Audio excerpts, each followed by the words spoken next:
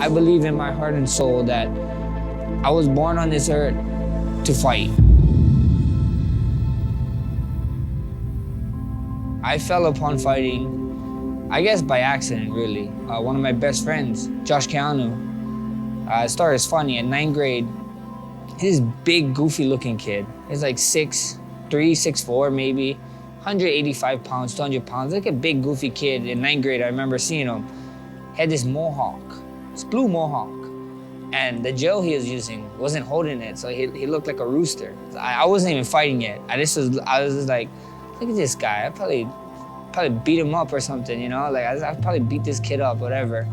1 year later, 10th grade, we become friends somehow. We're in the same class. We become good friends. He told me he's a kickboxer. He told me I was sleeping over his house. One of his coaches was over, and I was hitting the speed bag, and they said, "Hey, you should come out to training." First day I go, I spar him. That guy beat me up with one punch. Thank God I didn't call this guy out in 9th grade, because I would have been the laughing stock of school till our senior year, you know. So yeah, he beat me up with one punch. Now just one punch is the jab. He just kept jabbing. He's a long, lengthy kid. He just kept jabbing me.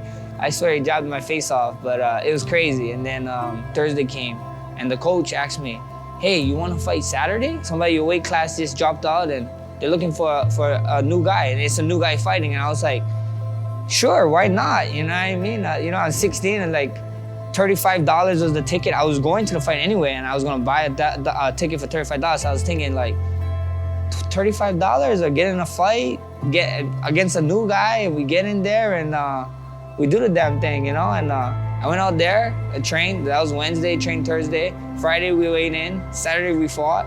I ended up winning the fight. I don't know how, but I ended up doing it. And this is when K1 was like hot. Like K1 is this kickboxing show that was in Japan. And it was just crazy, it was big. I remember going to school the next day and just telling everybody, I'm gonna be a K1 kickboxer.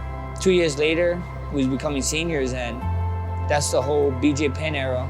I saw him fighting, and I heard his pay that he was making in one day, and I was like, wow. I was like, I want to be an MMA fighter. This is what I want. I want to be a UFC fighter. I started telling everybody my senior year, and then we got there.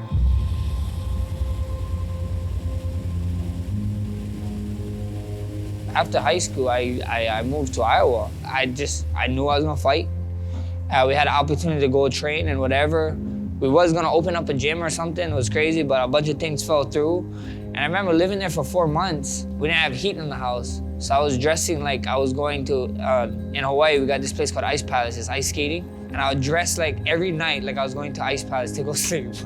You know, like you watch Disney Channel movies, you know, like Hocus Pocus or Halloween Town, and you see guys teeping houses. And I remember Halloween day, we wake up, one of my friends' parents' house, just teeping. I was like, they really do this shit up here? Like, what is going on? You know, like, it was like, it's just brand new, like, it's real. It's like, you know, in Hawaii, you don't see, like, you don't see that stuff. Like, I never ever saw that stuff.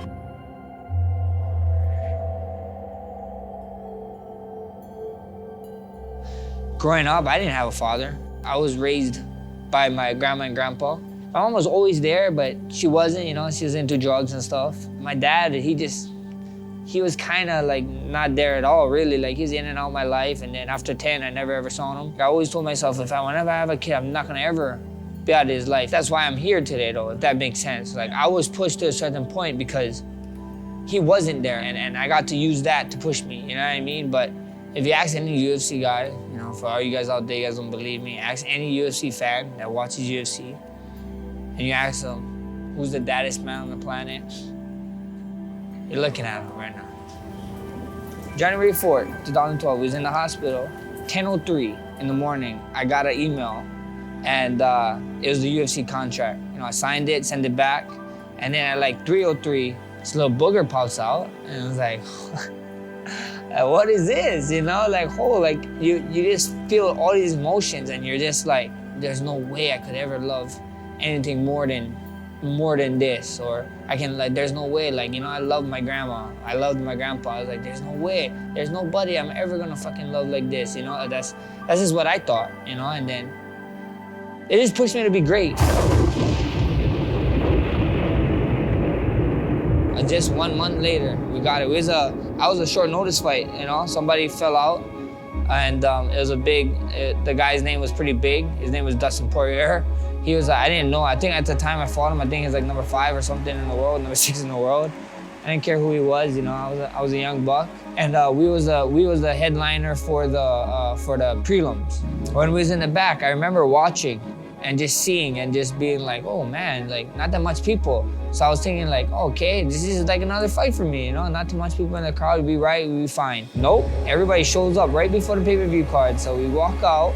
I remember Bruce Buffer, watching the fights, you imagine this guy, you daydream of this guy, you dream of this guy saying your name. I remember he butchered Why Not Hawaii by, he said Why Not or something, which was like, oh my gosh. That kind of kept me standing, but when he was saying my name, yeah, I actually felt weak in the knees. I thought I was gonna faint. I was like, oh my gosh. I was telling my backs, you're on national TV, bro. You can't be fainting on TV right now. Be like, get it together, So I ended up losing.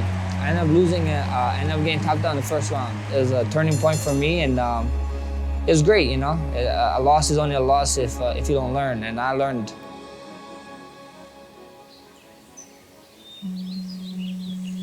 The neighborhood I'm from, the town I'm from, we're known for fighting, There's a joke going around. My high school was the first UFC gym on the island, is what they said, just because of how much fights and stuff went on. But it's not where you train, it's not the place you train, it's how you train. Let's just look at NFL for instance. When you're Pop Warner, you're hitting. When you're high school, in practice, you're hitting.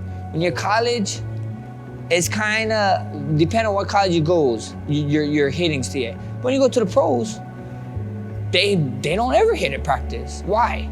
People don't believe me to today, but I don't spar. Like sparring, like I don't spar. Why take unnecessary hurting? I have wars in my gym more than I have wars in the fight, like, and I understand you need it. Like, there's a certain point where you do need sparring. Training for MMA, for mixed martial arts, a lot of people always said that you're not gonna get the training that you need in Hawaii. You need to move. I always told myself, there's no way. There's no way that is true. Like, I pride myself in being like, I'm actually gonna stay home. I'm gonna have my camp. I'm gonna have my team. And we're gonna do this, and we're gonna prove people wrong. It wasn't because I was scared to go train somewhere else, I was scared to leave. It's like I had something to prove. I was like, you guys saying that I can't do it from here? Okay, you guys just watch. My most recent fight, I had the fight of my life, People was calling that the fight of the century.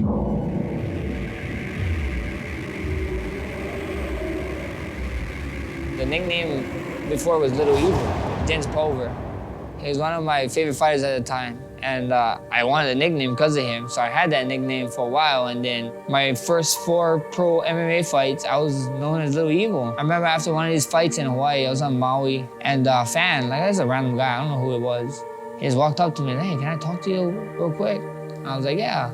He's like, I don't get it. I was like, what don't you get? He's like, you fight for God's Army, right? That was the team I fight for at the time. And I was like, yeah. He's like, oh, okay. You believe in God and stuff, right? I was like, yeah, I go to church or whatever and this and that. And he's like, then why is your name Little Evil? And he left. And I was like, what the hell? And then I remember I won that fight. I went training like the next day. And I was talking to my coach, and my coach at the time, my old coach, and I just told him, I can't be Little Evil fighting out of God's Army. It makes no sense. Like, it was just stewing with me for a long time, and like staying with me. And he was like, nah, bro, no, this and that, bro, Little Evil, I gave you the nickname because of this, and Jens, and blah, blah, blah. And I was like, yeah, but it just don't add up. And he was like, you know what? I'll think about it. 1 week went later, I came back training. I remember walking in, I'm like, what? Where's you got my name yet? He's like, man, I got no name. I was like, what? So I can't think of nothing. I was like, bro, like, well, how can you not name me? Usually you're quick with these, like you have it, And he's like, well, I can't name you. The only word that keeps popping out of my mind is bless. And I was like, I take it. He's like, you take what? I was like, I take the name bless. And he's like, well, I guess it's a nickname now. I'm not supposed to be here, One of the things that motivated me a lot was seeing from the little town I was, how much talent these guys had, Like, you see these guys, top high school athletes, this and that, they go find a job, and then every Friday after their regular job, they get the beers and they talk about what they did in high school. I always didn't want to be that guy. I was like, I got 5 UFC belts at my house, I got 5 of them. They're not hanging out anywhere. They're in the case and they're in my closet, Like I don't have to show them off. I don't have to tell anybody I have them because the belt don't mean nothing to me. I always tell everybody, like, I don't care. When I pass away, that belt is gone. I don't know who's gonna have it, my son, maybe my son's son. I don't have the belt. People still call me, hey, champ. I'm more happy with the legacy, I guess, that comes with it. I'll tell you straight up, like, I wasn't the most talented, gifted person ever. Some people would say, no, you was, and some other people would say, yeah, you're right, but I truly believe everything I ever got in life is I worked hard for it. And I always tell people all the time, it's because someone's telling you you can't do something, it's because someone told them and they believed it. Whenever somebody came up to me and told me I couldn't do this, I was like, cool story, cool, thank you for your input, but just watch me. I'm gonna continue to prove you wrong, And if you was right, I see you somewhere down there on the life, I'll tell you, bro, you was right, or sis, you was right, whatever. But till then, keep watching. People ask, why me? Why am I the lucky one, whatever, to get here? No, but why not? Why not you?